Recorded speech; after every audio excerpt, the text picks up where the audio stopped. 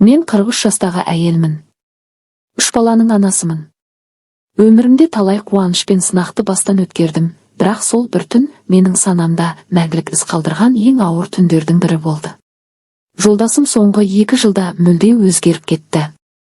Баяғы еңбекқор, сабырлы, отбасының тірегі болған адамнан жұрнақты қалмады. Ішімдікке салынып күн сайын үйге мас күйінде келетінді шығарды. Әуелі жұмыстан қысқартылды, кейін қолындағы барын ішімдікке жұмсайтын адамға айналды. Үйдегі тыныштық жоғалды. Балалар әкесін көрсе, біресе үрейленіп, біресе жалығып кететін болды. Мен әуелде бәріне төздім. Бәрі өтеді, адам өзгерер, өмір түзелер деп өзімді жұбаттым. Бірақ уақыт өткен сайын ол тіпті басқа жолға түсіп бара жатқандай болды. Достармен бас қосып, түннің бір уағында кетіп таң атпай келетінді шығарды. Ал соңғы сорақылығы көрші ауылдың сиырын ұрлауға қатысқандығы еді. Сол түні полицей көлігімен алып кеткенде жүрегімде сан түрлі сезім арпалысты. Ұят, қорқыныш, ашу, өкініш бәрі бір сәтте келіп бойымды билеп алды. Қараңғы көліктің ішінде отырғанда өмірімнің осы сәтке қалай жеткенін, қателік қай тұстан басталғанын ойладым. Полицей азаматтармен бөлімшеге барып, қыруар қағаз толтырып, сұрақ жауап алынып, таңғы 4-ке дейін жүріп қалыппын. Жолдасымен қасындағы сыбайласын алып қалды. Яғни уақытша қамалды. Қанша жерден арақ ішіп, маған қол көтеріп, айқай шығарып, бірде бір жақсы қасиеті қалмаса да, оған деген аяныш сезімі ішімді жегідей жеді. Біз жылы төсекте жатқанда бұл қасқамында қалама деп өзімді қинадым. Бір қызметкер жігіт маған жақындап, сіз қайта берсеңіз болады деп кетуімізді түсіндірді. Мен үйге жететін таксиге ақшамда жоқ екенін айтуға арланып үнсіз тұрдым.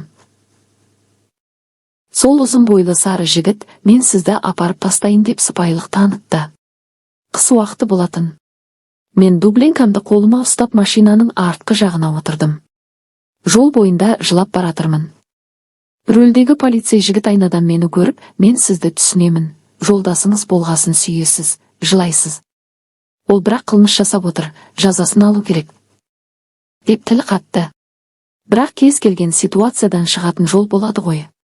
Солай емес пе? Деп өзіме қарсы сұрақ қойды. Әрине, ол мүмкін болса керемет қой. Деп жауап бердім. Үйіміз отельдан алыстау еді. Ұзақ жүрдік. Үйге жеткеннен кейін полицей жігіттен тағы сұрадым. Сіз жаңа күйеуімді босатудың жолын айтып бастап едіңіз ғой. Деп сұрағанымда, ол маған күлімдеп қарап, ажарлы екенсіз. Деп жымиып кетіп қалды.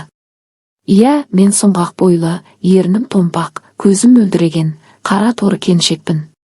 Хордай сұлу емеспін, бірақ жиі комплимент пен жылы лебіздер аламын. Қыз кезімдегі көркім қалмаса да, барымша күтінемін. Мен полицей жігіттің жұқалап айтқысы келгенін түсіндім. Қалай болғанда да үлкен әйелмін. Ол менен ақша дәметпегені айдан анық, себебі біздің шамалы тұратынымызды көрді. Арада 4 күн өтті.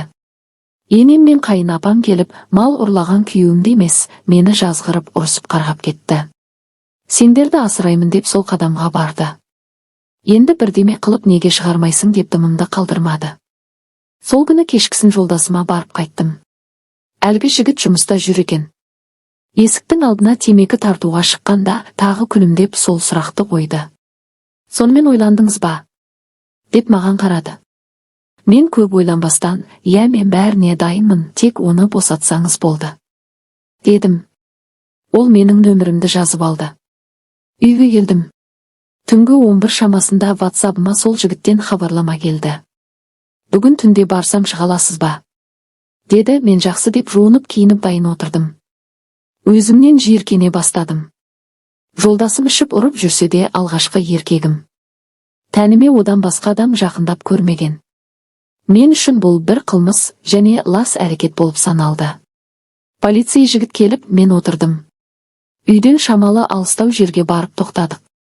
Жүріңіз арт жаққа отырайық. Деп мені артқа қарай ауыстырды. Бүгін негізі демалысым. Бір қағаздарды апару керек болып барған едім. Деп әңгіме бастады. Сыра ішті. Маған ұсынды. Мен ішіп көрмегенімді айттым. Аздап сөйлесіп отырып мені бұрыннан танитындай еркін қозғалып менің мойнымнан сүйіп алақанымен төмендегі әрпімді киімнің сыртынан сипады. Мен дірілдеп қорқып жаман күйде отырдым. Ол маған қарап, бойыңды бос ұсташы. Қорықпаш деп, енді сіз деп емес, сен деп еркін сөйлесті. Уайымдама, жолдасыңды босатуға көмектесем деп мені тағы алдаусыратты. Менің ернімнен тістеп сүйіп денемді киімнен босатты. Өзі де шешініп мені алдына отырғызды.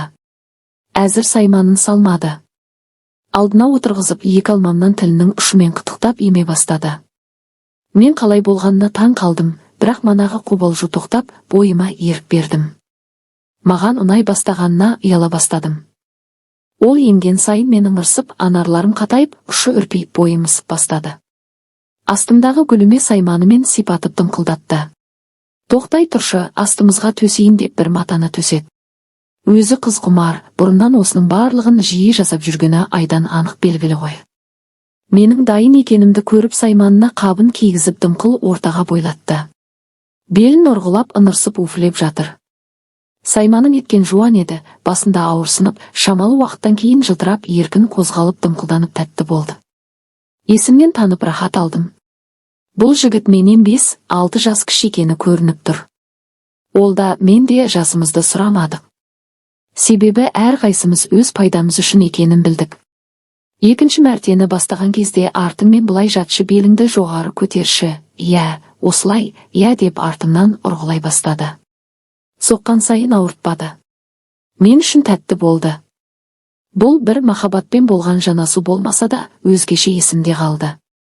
Сол түннен кейін бір-бірімізді көрмедік. Ол уәде еткендей жолдасым бір жұмадан кейін босап шықты.